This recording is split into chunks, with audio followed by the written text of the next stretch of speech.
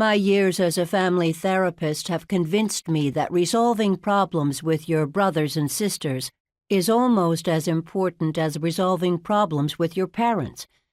Just as with parents, if you ignore problems between you and your siblings, you will project that conflict onto others.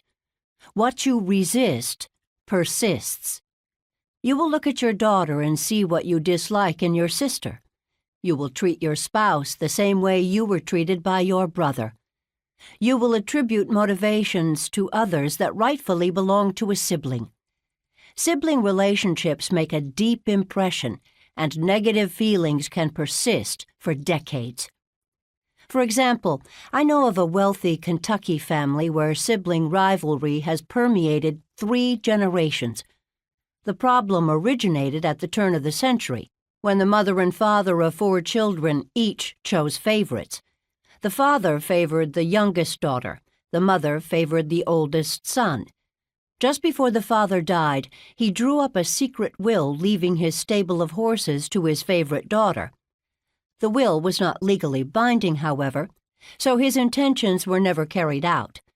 Some years later, his widow sold the horses at auction. The daughter never forgave her mother for depriving her of what she considered her rightful inheritance.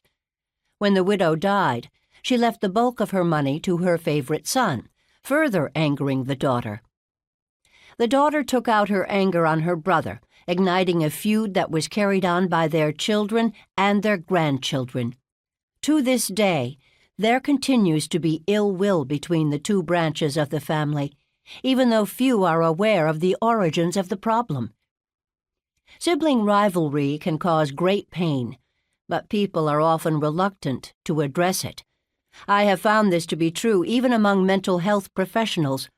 During a workshop I was conducting for therapists, I stated that, as a rule, sibling relationships are given short shrift in counseling sessions. Problems with parents are explored in great detail, but adult brother and sister relationships are often ignored.